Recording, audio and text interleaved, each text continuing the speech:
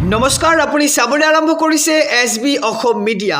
আজি হৈছে 17 এপ্ৰিল আৰু আজি ৰাতিপুৱাৰ কেইবাটাও গুৰুত্বপূৰ্ণ খবৰ আহি পৰিছে আৰু এনেধৰণৰ খবৰসমূহ নিতৌ চাবলৈ চেনেলটো ছাবস্ক্ৰাইব কৰি ভিডিঅ'টোত এটা লাইক কৰি দিব।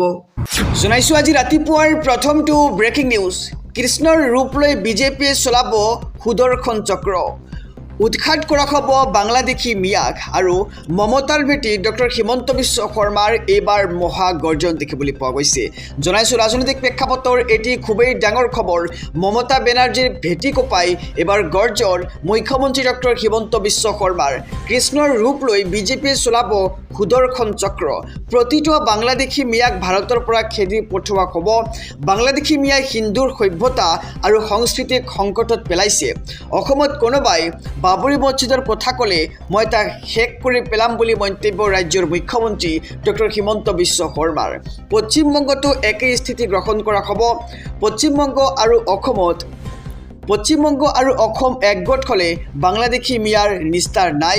যদি তৃণমূল কংগ্ৰেছ জয়ী হৈ থাকে তেন্তে আগন্তুক 20 বছৰৰ ভিতৰত পশ্চিমবংগ ধ্বংস হৈ যাব বুলি এক প্ৰকাৰ মন্তব্য কৰিছে ৰাজ্যৰ মুখ্যমন্ত্ৰীগৰাকীয়ে। আৰু পশ্চিমবংগত বিজেপি চৰকাৰ অহাৰ লগে লগেই নিষিদ্ধ মাংস সম্পূৰ্ণৰূপে বন্ধ হ'ব। পশ্চিমবংগক কাৰো পৈতৃক সম্পত্তি নহয়।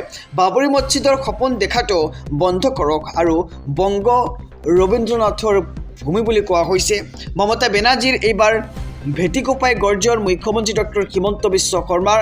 মন্তব্য কৰিছে যে কৃষ্ণৰ ৰূপ লৈ বিজেপিয়ে চলাব সুদৰ্শন চক্ৰ।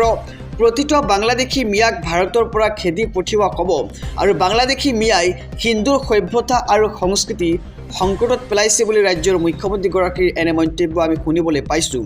আৰু অসমত কোনোবাই বাবৰি মছজিদৰ কথা ক'লে তাক শেষ কৰি পেলাম বুলি এক প্ৰকাৰ বিস্ফোৰক মন্তব্য এই ৰাজ্যৰ মুখ্যমন্ত্ৰী ডক্টৰ হিমন্ত বিশ্ব শৰ্মাৰ।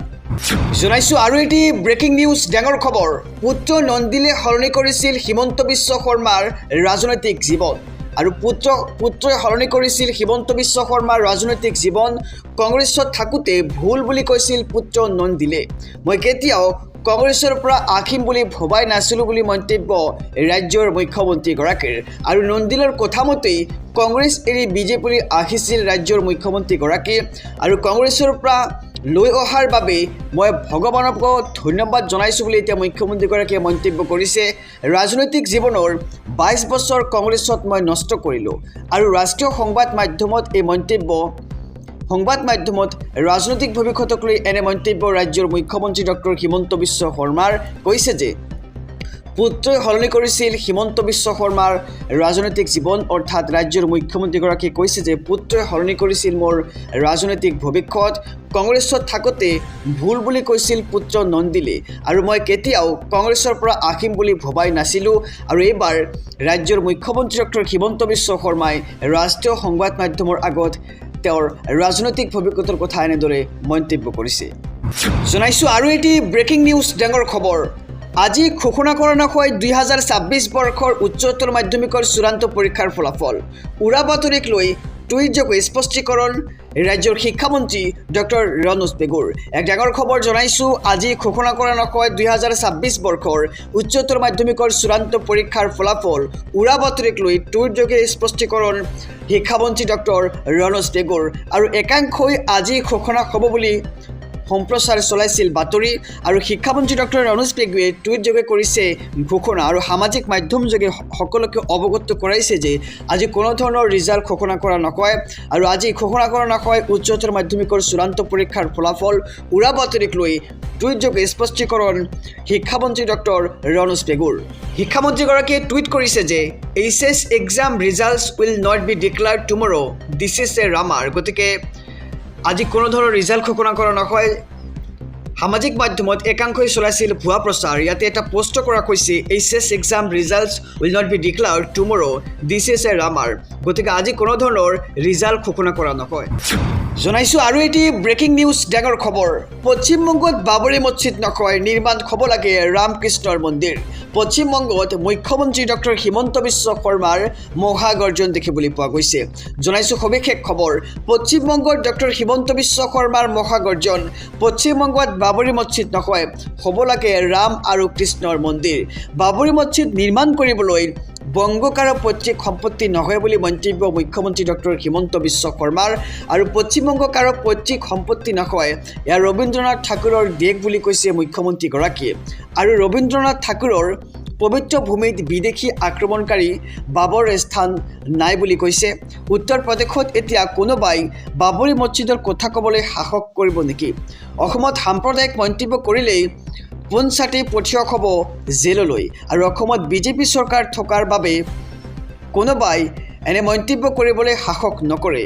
আৰু বাংলাদেশী মুছলমানে হিন্দুৰ অস্তিত্ব নাইকিয়া কৰিবলৈ চলাইছে ষড়যন্ত্ৰ। হিন্দু সংস্কৃতি ৰক্ষাৰ বাবে প্ৰতিটো বাংলাদেশীক ভাৰতৰ পৰা খেদি পঠিওৱা হ'ব, এনে মন্তব্য কৰিছে এতিয়া ৰাজ্যৰ মুখ্যমন্ত্ৰীগৰাকী। আৰু পশ্চিমবংগৰ মাটিত থিয় হৈ এইবাৰ বিৰোধীক তুলাধুনা মুখ্যমন্ত্ৰী ডক্টৰ হিমন্ত বিশ্ব শৰ্মাৰ। আৰু পশ্চিমবংগত এইবাৰ ৰাজ্যৰ মুখ্যমন্ত্ৰী ডক্টৰ হিমন্ত বিশ্ব শৰ্মাৰ গৰ্জন দেখিবলৈ পোৱা গৈছে। পশ্চিমবংগত বাবৰি মছজিদ নহয়, হ'ব লাগে ৰামকৃষ্ণৰ মন্দিৰ।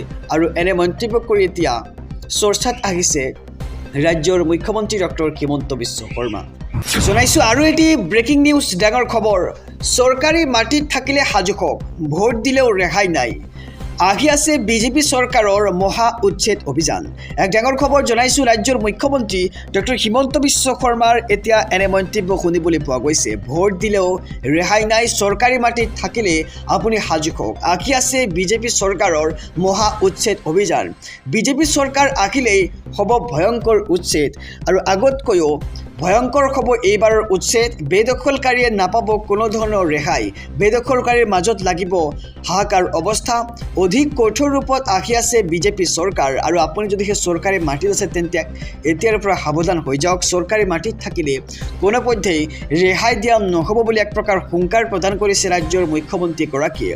আৰু ফলাফলৰ পাছতেই চলিব ভয়ংকৰ ৰূপত বুলডোজাৰ। চৰৰ মাতব্বৰৰ পৰা মাটি কাঢ়ি আনি দিয়া হ'ব। আৰু বৰ্তমানো ৰাজ্যত লাখ লাখ বিঘা ভূমি আছে উচ্ছেদ কৰিবলৈ। 20-25 বছৰ পৰ্যন্ত, ক্ষমা কৰিব, 20-25 বছৰ পৰ্যন্ত লাগিব অসমৰ সকলো মাটি উদ্ধাৰ কৰিবলৈ।